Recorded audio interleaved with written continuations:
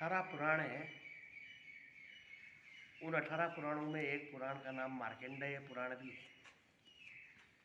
मार्कंडेय ऋषि की उत्पत्ति की कथा इस प्रकार है कि एक बार एक कीड़ा तेजी से मार्ग से इस पार से उस पार जा रहा था।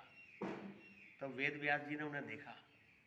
तो वेद व्यास जी कीट पतंगों की सबकी भाषाएं बोल सकते थे और समझ भी सकते थे। तो उन्होंने कीड़े से कहा कि इतनी तेज़ी से घबरा करके तुम इस तरफ से उस तरफ क्यों जा रहे हो? तो कि मुझे आहट आ रही है कि एक रथ इधर से निकलने वाला है, उसके नीचे मैं कुचल के मर जाऊंगा, इसलिए मैं मार्ग के उस पार जल्दी से जाना चाहता हूँ। तब उन्होंने कहा तुम कीड़े के रूप में हो और उसके बाद में भी तुमको जीवन के प्रति इतना मोह है कि तुम मरना नहीं चाहते।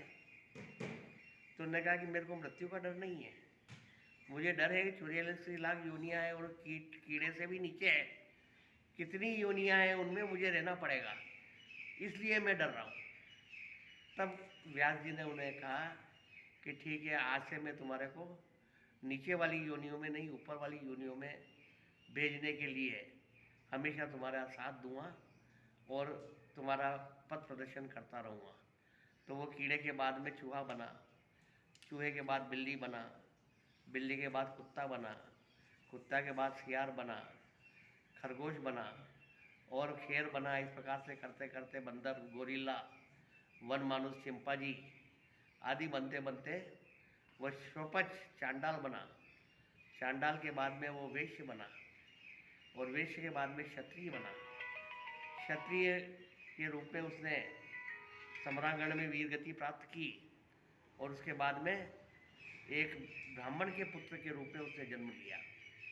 जब वो ब्राह्मण पुत्र 5 वर्ष का हुआ तब वेद व्यास जी ने उसके कान में सारस्वत मंत्र फूंक दिया, जिससे उसको समस्त वेदों का, शास्त्रों का, पुराणों का, सभी का ज्ञान हो गया और सब कंठस्थ हो गए।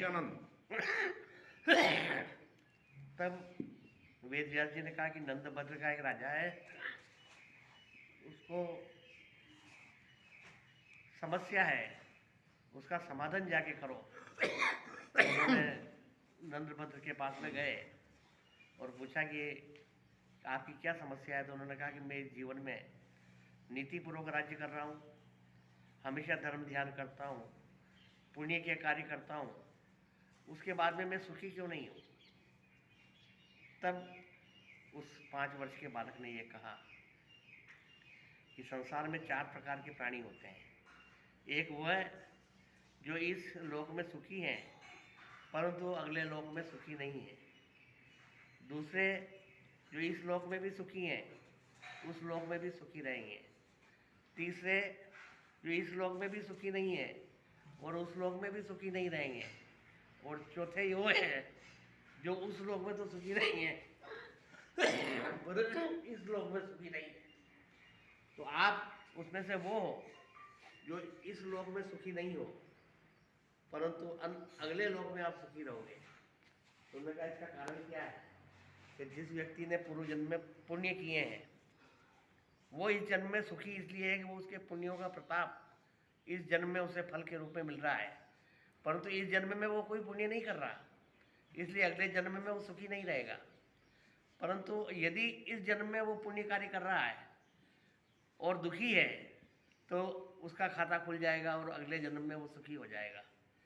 उसके बाद में वो पिछले जन्म में जिसने खूब पुण्य कार्य किए हैं इस जन्म में भी खूब पुण्य कर रहा है, वो उस जन्म में भी सुखी रहेगा, उस जन्म में भी सुखी रहेगा।